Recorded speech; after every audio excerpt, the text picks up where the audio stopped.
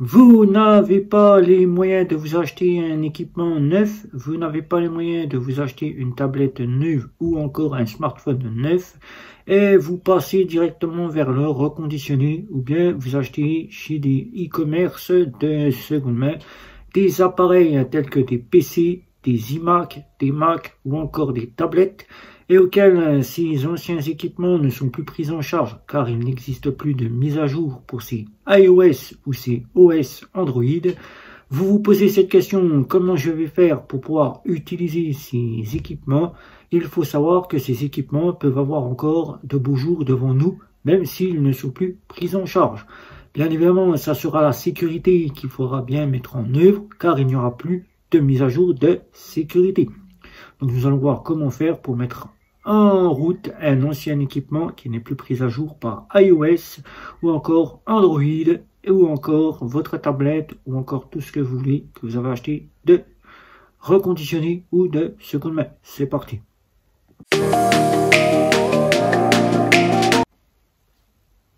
Salut à tous et bienvenue sur GC Compare. On se retrouve pour une vidéo technologie aujourd'hui où vous avez peut-être cette année 2025 acheté votre nouvel équipement, que ce soit un PC, un Mac ou un iMac et vous avez pris du reconditionné ou bien tout simplement vous avez acheté cela sur des sites de e-commerce de seconde main auxquels ces engins que vous avez achetés, ces PC, ces tablettes ou encore ces iMac ne dispose plus de mise à jour, ne dispose plus de la fameuse mise à jour de sécurité. Vous n'avez donc pas les nouvelles nouveautés, les nouvelles parties que propose maintenant iOS ou encore l'OS de chez Android. Vous vous posez cette question. N'ayant pas l'argent nécessaire pour m'acheter un PC à 1000 € ou bien un PC à 500 €, j'ai pris un PC à 200 ou 300 €, j'ai pris un iMac à 300 € sur un site de e-commerce. Comment faire pour le mettre en fonction alors que je sais qu'il n'est plus pris en charge? Je n'aurai pas les dernières nouveautés, je n'aurai pas le PC qui sera fonctionnel. Et il faut savoir que votre PC, même si il n'est pas pris en charge, il n'est plus pris en charge par les mises à jour de sécurité, qu'il ne vous procure pas les nouvelles nouveautés qui sont sorties de iOS, où nous sommes à iOS 18, ou encore nous sommes à Android 14, ou bien sur un Windows, où nous sommes passés à Windows 11, Windows 12, eh bien, il peut encore avoir de beaux jours devant lui, car il dort environ plus d'1 million. Je dis plus d'1 million de PC encore dans les tiroirs. Que ce soit dans des boutiques, que ce soit dans du reconditionnement ou que ce soit chez vous, vous avez peut-être un PC qui dort dans le tiroir. Je dis plus d'1 million, mais ça peut être beaucoup plus. Dans le monde entier, il en dort des milliers et des millions de PC, de tablettes qui peuvent être encore bien utilisées, même si celles-ci ne disposent plus des nouvelles mises à jour. Nouvelle mise à jour d'iOS pour avoir l'iOS 18 ou bien l'OS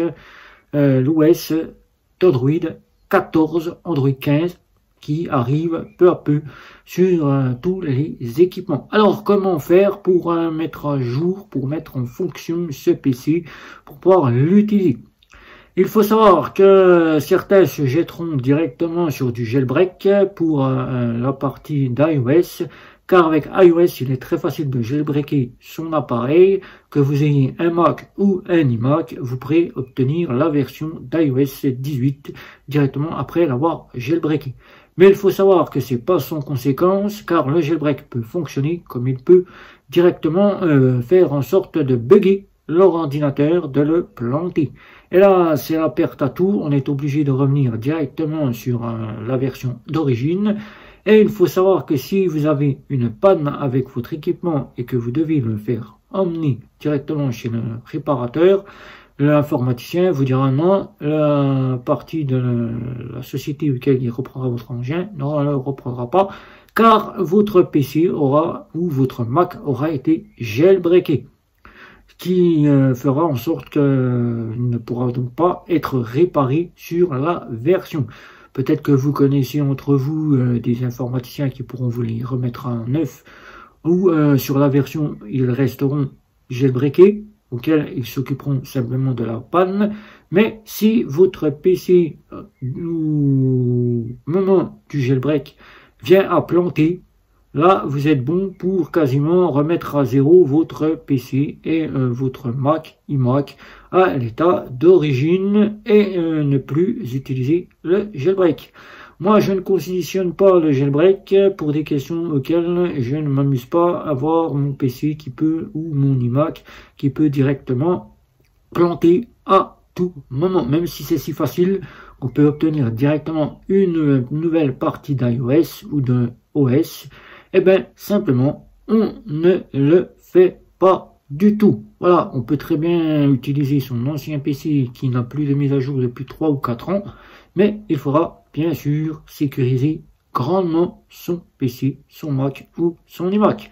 Et c'est sur mon iMac que nous allons voir comment bien faire pour sécuriser et comment mettre en fonction votre appareil que vous avez acheté qui n'est plus mis à jour et qui ne dispose plus de la mise à jour de sécurité. Vous allez voir qu'il est encore possible d'utiliser son PC comme au premier jour que vous l'aviez, comme au premier jour que on vous l'avait offert, ou bien lui redonner une seconde jeunesse avec des logiciels qui, même s'ils ne sont pas à jour, peuvent encore faire fonctionner votre équipement. Et bien, on se retrouve tout de suite sur le Mac iMac pour voir cela. Donc, nous voici sur le Mac de 2012. Ici, vous voyez les bordures noires ici qui sont bien là, car cette époque-là, c'était la première partie des iMac. Donc là, cet iMac, il est sur Catalina. On va le voir ici, Catalina. Nous allons dans les préférences système. Donc, on va attendre que les préférences système ici s'ouvrent et nous allons aller dans savoir où se trouve ici directement le disque de démarrage. Non.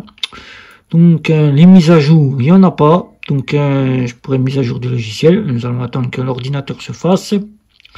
Donc, alors, pour mettre en fonction votre ordinateur qui n'est plus mis à jour, c'est-à-dire que ce soit un Windows ou que ce soit directement un Mac ou un iMac ou encore que ce soit un Chromebook, vous allez devoir télécharger les versions qui seront compatibles pour cela. Mais il n'existera plus de mise à jour pour certaines versions, mais certains logiciels ont pris l'importance de continuer les mises à jour, comme ici.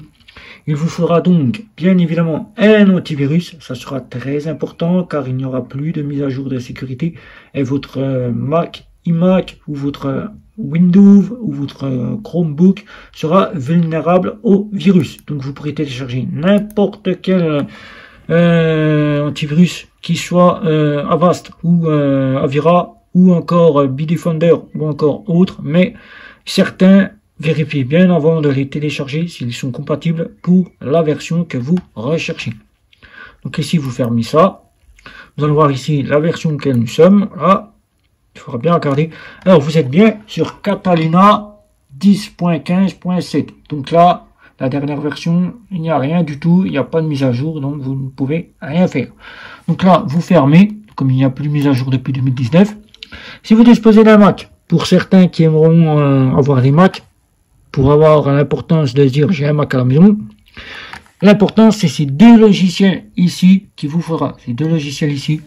Donc ce logiciel là qu'il faudra bien mettre ici, là, qu'on va laisser ici. Nous irons chercher bien après. Nous allons mettre le NordVPN ici que nous allons mettre ici, là, tac. Et nous allons mettre ici l'antivirus Avast qui est là, que je vous ai montré. Avast qu'on peut prendre, c'est largement suffisant, hein. Il n'y a pas grand chose à mettre. La partie de la configuration, c'est de base, donc vous la laissez de base, vous ne touchez à rien. Quand on ne connaît pas la partie de configuration, on ne touche à rien. Ce qui va nous intéresser le plus, c'est le VPN qui va crypter vos données. Et ça sera le plus important, ce VPN, le plus important à mettre sur votre PC, car n'ayant plus de sécurité, de mise à jour de sécurité, le VPN va crypter vos données et vous serez vulnérable. Alors, il faudra aller, bien évidemment, sur le VPN. On va l'ouvrir ici. Alors, vous ouvrez, s'il se trouve dans la barre du dock, juste au-dessus des fichiers, la barre des fichiers. Là, vous allez aller dans le paramètres. Vous allez aller dans le réglage. Alors, dans le réglage, il y aura des protocoles à faire qui seront très importants car nous aurons une version ancienne fournie directement par NordVPN. Donc, celle-ci, il ne faudra pas la désinstaller. car pour retrouver après la version, ça sera très difficile. Si vous avez encore le téléchargement que vous avez fait et qu'il est encore dans vos documents, ne le désinstallez pas, car c'est cette version-là qui fonctionnera pour votre PC.